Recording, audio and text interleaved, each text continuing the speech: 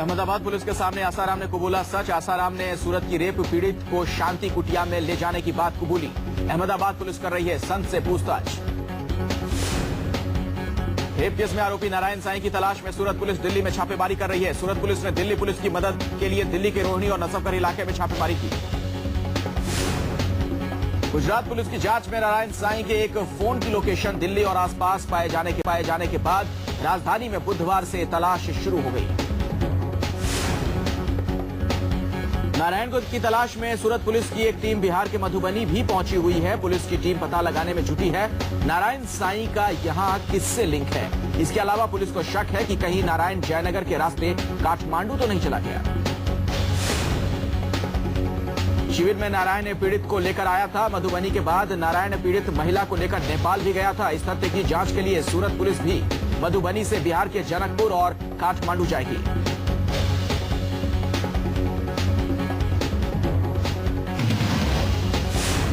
नारायण साईं ने अग्रिम जमानत के लिए कोर्ट में याचिका दायर की है, जिस पर सुनवाई 17 अक्टूबर को होनी है। दूसरी ओर आसाराम को कल कोर्ट ने 4 दिन की पुलिस रिमांड में भेज दिया।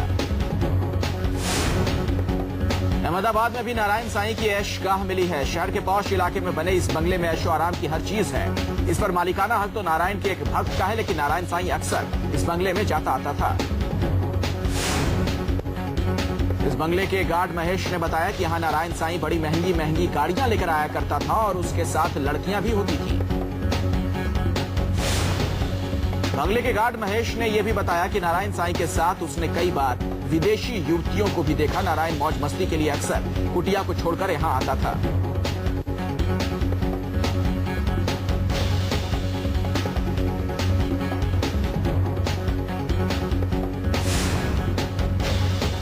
सूरत की 2 बहनों के यौन शोषण का केस दर्ज कराने के बाद नारायण फरार है। नारायण के खिलाफ लुकआउट नोटिस जारी किया जा चुका है ताकि वो देश छोड़कर नहीं भाग सके।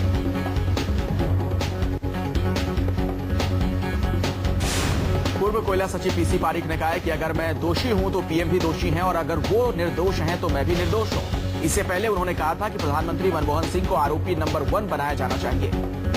कंस्पायरेसी है तो फिर उसमें 3 कंस्पायरेट हुए। मैं हुआ, बिरला जी हुए, उन्होंने एक रिप्रेजेंटेशन दिया। मैं हुआ, मैंने एक रिकमेंडेशन दी और प्राइम मिनिस्टर हुए, उन्होंने एक डिसीजन लिया।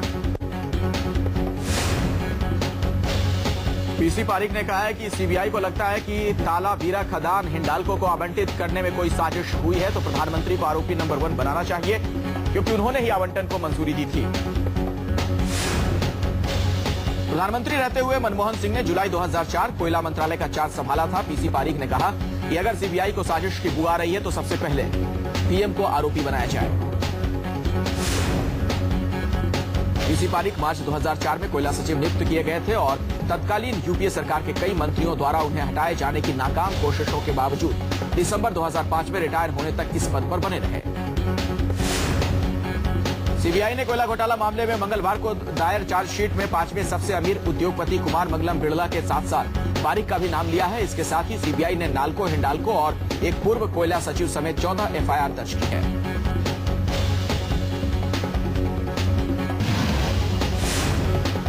पूर्व कोयला सचिव पीसी पारीक के बयान पर केंद्रीय कोयला मंत्री श्री प्रकाश जायसवाल ने कुछ भी बोलने से इनकार कर दिया है, लेकिन जायसवाल ने यह जरूर कहा कि जब चुनाव नजदीक होते हैं तो ऐसे आरोप लगाए ही जाते हैं।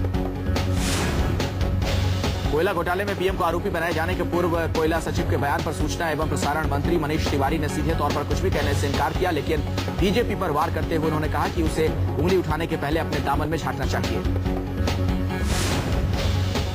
पीसी पारीक के बयान से बीजेपी को सरकार पर हमला करने का मौका मिल गया है। बीजेपी ने एक बार फिर पूरे मामले की निष्पक्ष जांच की मांग की। पूर्व कोयला सचिव पारीक के बयान पर सीपीएम ने भी कोयला घोटाले की फिर से निष्पक्ष जांच की मांग की है। सीपीएम नेता सीताराम येचुरी ने कहा कि 2G और कोयला घोटाले से साबित होता है कि कहीं तो मैच फिक्सिंग हुई थी। पारीक के बयान पर सीपीआई नेता गुरदास दासगुप्ता ने कहा कि ये सही है कि उस वक्त पीएम ही कोयला मंत्रालय संभाल रहे थे, लेकिन गलती पूर्व सचिव और मंत्रियों की है।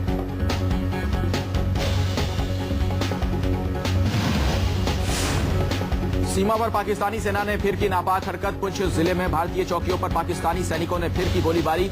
फायरिंग में सेना का एक लांस नायक शहीद। पुंछ में पाकिस्तानी सेना की फायरिंग में शहीद जवान का शव राजौरी के जिला अस्पताल लाया गया। शहीद लांस नायक का नाम फिरोज खान था। फायरिंग में 4 अन्य जवान घायल हो गए। इस हमले में पोस्ट को भी काफी नुकसान पहुंचा है। पाकिस्तानी सेना की ओर से आज दूसरी बार और एक हफ्ते के भीतर 8वीं बार संघर्ष विराम का उल्लंघन था। भारतीय सेना भी हमले का मुंहतोड़ जवाब दे रही है। पाकिस्तानी सेना ने आज सुबह 6:30 बजे से पुंछ जिले के हमीरपुर और भीमभेर गली की नियंत्रण रेखा पर फायरिंग की। पाकिस्तानी सेना मोर्टार और छोटे हथियारों से गोलीबारी कर रही थी। सेना सूत्रों के मुताबिक पीओके में 800 प्रशिक्षित आतंकवादी हैं, जिनमें से 40 एलओसी पर हैं, जो भारतीय सीमा पार कर देश में घुसने की फिराक में हैं।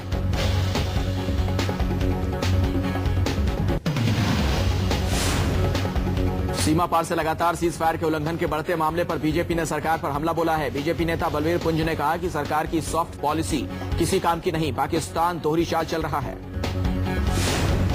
बीजेपी नेता यशवंत सिन्हा ने सीज फायर का उल्लंघन का करारा जवाब देने की अपील करते हुए कहा कि इस सूरत में पाकिस्तान से बातचीत का कोई मतलब नहीं रह जाता। पुंछ में सीमा पार से गोलीबारी पर सीपीआई नेता डी राजा ने कहा कि पाकिस्तान को इसे गंभीरता से लेना चाहिए। राजा ने कहा कि दोनों देशों के बीच बातचीत होनी चाहिए, लेकिन इसका मतलब ये नहीं कि पाकिस्तान उकसावे की कार्रवाई करता रहे। पुंछ में भारतीय चौकियों पर सीमा पार से फायरिंग पर रक्षा विशेषज्ञ उदय भास्कर का कहना है कि 2 महीने के भीतर सीमा पार से लगातार सीज फायर का उल्लंघन हो रहा है। इसके पीछे पाकिस्तानी सेना का हाथ होने से इनकार नहीं किया जा सकता।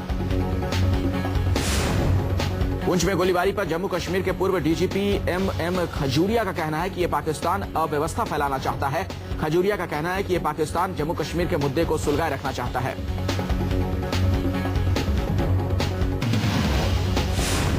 बीजेपी के वरिष्ठ नेता लालकृष्ण आडवाणी और पार्टी के प्रधानमंत्री पद के उम्मीदवार नरेंद्र मोदी आज अहमदाबाद में एक बार फिर एक साथ मंच पर दिखे। पिछले महीने भोपाल में सार्वजनिक तौर पर दोनों नेताओं ने मंच साझा किया था, जिसके बाद यह माना जा रहा था कि मोदी के प्रति आडवाणी की नाराजगी दूर हो गई है। गांधीनगर सीट से सांसद आडवाणी 2011 के बाद पहली बार गुजरात में किसी बड़े सार्वजनिक समारोह में नजर आए, और वो भी नरेंद्र मोदी के साथ। आडवाणी और मोदी ने साबरमती नदी के किनारे अहमदाबाद नगर निगम द्वारा बनाए गए उद्यानों का उद्घाटन आज संयुक्त रूप से किया। मोदी को बीजेपी की चुनाव प्रचार समिति का प्रमुख बनाए जाने के विरोध में आडवाणी ने इस साल जून में सभी पदों से इस्तीफा दे दिया था। हालांकि बाद में उन्होंने अपना इस्तीफा वापस ले लिया था। आचार संहिता के उल्लंघन के मामले में मध्य प्रदेश के उद्योग मंत्री कैलाश विजयवर्गीय नरम पड़ते दिख रहे हैं। विजयवर्गीय ने कहा है कि चुनाव आयोग निष्पक्ष संस्था है और उनके खिलाफ लगे आरोपों की निष्पक्षता से जांच करेगा। चुनाव आयोग एक निष्पक्ष संस्थान है और उसे निष्पक्षता से काम करना चाहिए। हम चुनाव आयोग से ये चाहते हैं कि वो निष्पक्षता से काम करे।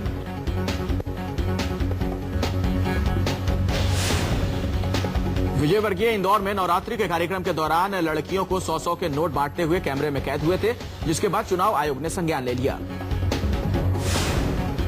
चुनाव आयोग के सवाल पर कैलाश विजयवर्गीय ने जवाब दिया है कि नवरात्रि के मौके पर दान दक्षिणा की प्राचीन परंपरा है, इसका आचार संहिता से कोई लेना देना नहीं। कैलाश विजयवर्गीय ने चुनाव आयोग पर विवादित टिप्पणी करते हुए कहा है कि ऐसी आचार संहिता को मैं ठोकर मारता हूं। लोगों को 100-100 के नोट बांटते हुए कैलाश विजयवर्गीय की तस्वीरें सामने आई थीं।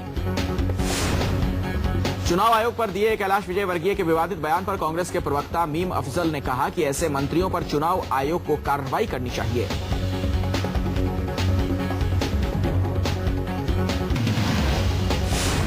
ईद उल जुहा के मुबारक मौके पर देश की राजधानी दिल्ली की जामा मस्जिद में मुस्लिमों ने नमाज अदा की, एक दूसरे को गले लगाकर दी बकरीद की मुबारकबाद। राष्ट्रपति प्रणब मुखर्जी, उपराष्ट्रपति हामिद अंसारी और प्रधानमंत्री मनमोहन सिंह ने ईद उल जुहा के मौके पर देशवासियों को बधाई दी, साथ ही प्रेम और भाईचारा बनाए रखने की अपील भी की। मुंबई में कड़ी सुरक्षा के बीच मुस्लिमों ने बकरीद की नमाज अदा की। ईद उल जुहा के मौके पर मुंबई में सुरक्षा के पुख्ता इंतजाम किए गए हैं। कई जगहों पर ट्रैफिक रूट भी डायवर्ट किया गया। कोलकाता में बकरीद के मौके पर पश्चिम बंगाल के मंत्री जावेद खान ने भी सभी को बधाई दी। मुसलमानों ने बड़ी संख्या में मस्जिदों में ईद की नमाज पढ़ी। अभिनेता रजा मुराद ने भी सभी देशवासियों को ईद की मुबारकबाद दी। भोपाल में रजा मुराद ने बकरीद की नमाज अदा करने के बाद लोगों से आपसी मेलजोल बनाए रखने की बात कही।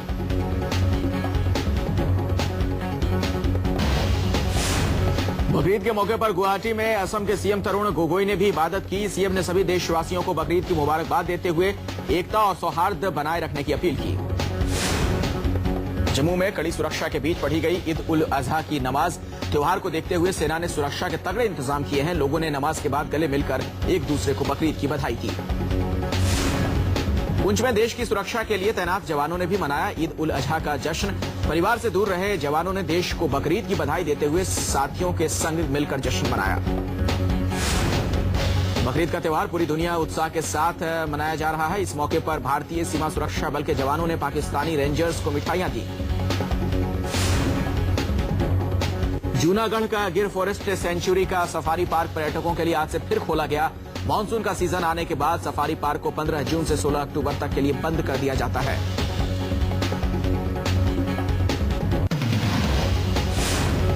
एक बार फिर सामने आई यूपी के अफसरों की बेशर्मी। मुजफ्फरनगर में शामली के डीएम और समाज कल्याण विभाग के प्रमुख सचिव ने मासूम बच्चों से करवाई खातिरदारी।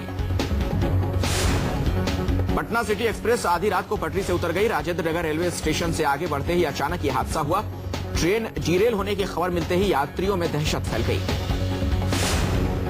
अफगानिस्तान हजारों डॉलर की धोखाधड़ी करने वाले अक्षत ठाकुर को मेरठ पुलिस ने हिरासत में ले लिया है। अक्षत ठाकुर को सीबीआई के सुपुर्द किया जाएगा। अक्षत के खिलाफ रेड कॉर्नर नोटिस जारी किया गया था। दिल्ली के सरोजनी नगर में एक 24 साल की युवती को बड़ी बेरहमी के साथ गला घोंटकर उसकी हत्या कर दी गई। प्रारंभिक जांच में पुलिस को किसी भी तरह के लूटपाट के सबूत नहीं मिले हैं। दिल्ली के सरोजनी नगर में युवती के कत्ल के मामले में पुलिस को किसी करीबी पर शक है। कमरे में लैपटॉप, सोने की इयररिंग्स और दूसरी कीमती चीजें भी सुरक्षित मिली हैं।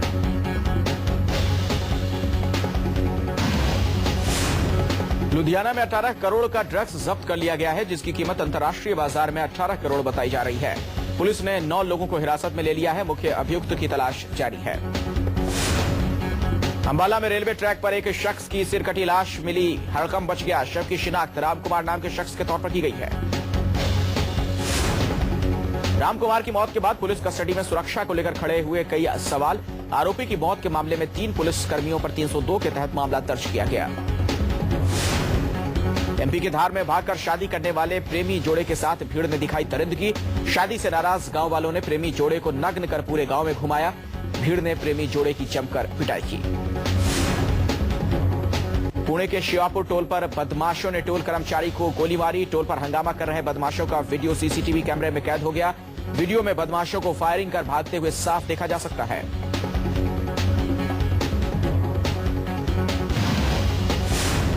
बिहार के जहानाबाद में एक कार के नदी में गिरने से 4 लोगों की मौत हो गई है। पुलिस ने पुनपुन नदी में गिरी कार समेत 4 शवों को बाहर निकाला। फैलन तूफान की वजह से हो रही भारी बारिश के चलते बिहार में बाढ़ जैसे हालात हो गए हैं। अधिकतर नदियां खतरे के निशान से ऊपर बह रही हैं।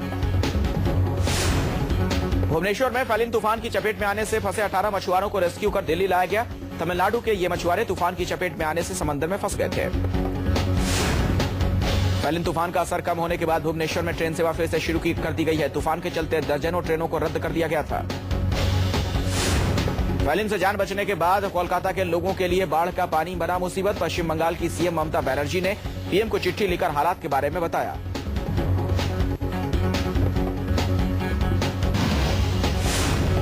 त्योहारों के सीजन में सब्जियों के दाम एक बार फिर से आसमान छू रहे हैं। प्याज के दाम 70 रुपए किलो तक पहुंच चुके हैं। बाजार में महंगा प्याज लोगों को खूब रुला रहा है। सब्जी मंडी में शिमला मिर्च के दाम भी लोगों की जेब पर भारी पड़ रहे हैं। शिमला मिर्च मंडी में 100 रुपए किलो तक बिक रहा है। गोभी का सीजन होने के बावजूद भी इसके दाम कम नहीं हो रहे। बाजार में गोभी 60 रुपए किलो बिक रही है। बाजार में सब्जियां, फलों के भाव बिक रही हैं।